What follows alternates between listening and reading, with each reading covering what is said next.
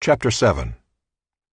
And the high priest said, Are these things so? And Stephen said, Brothers and fathers, hear me.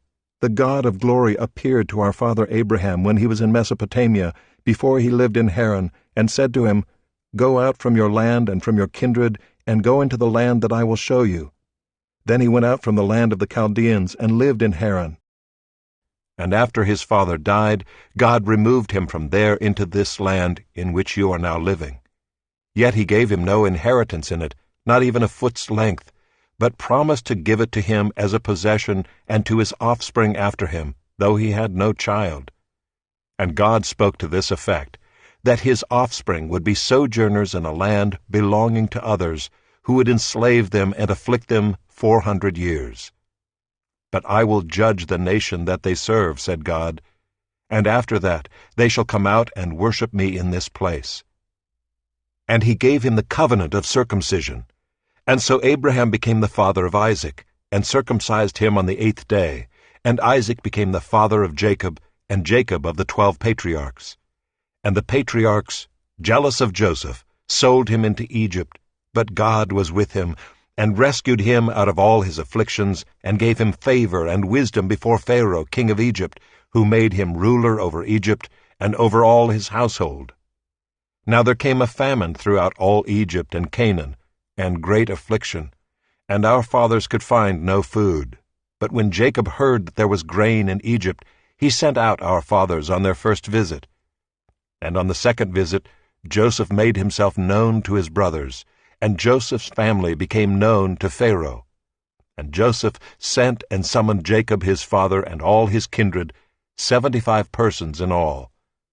And Jacob went down into Egypt, and he died, he and our fathers, and they were carried back to Shechem, and laid in the tomb that Abraham had bought for a sum of silver from the sons of Hamor in Shechem.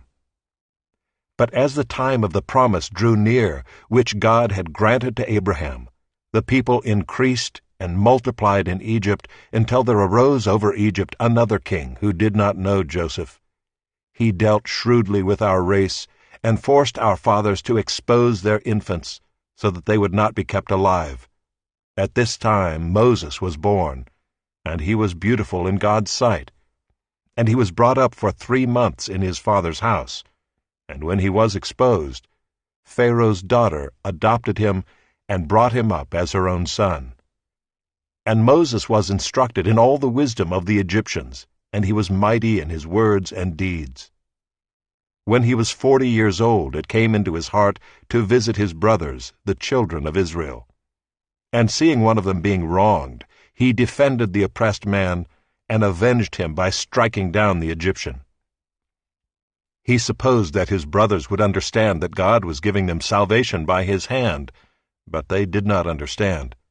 And on the following day he appeared to them as they were quarreling, and tried to reconcile them, saying, Men, you are brothers, why do you wrong each other? But the man who was wronging his neighbor thrust him aside, saying, Who made you a ruler and a judge over us? Do you want to kill me as you killed the Egyptian yesterday? At this retort, Moses fled and became an exile in the land of Midian, where he became the father of 2 sons.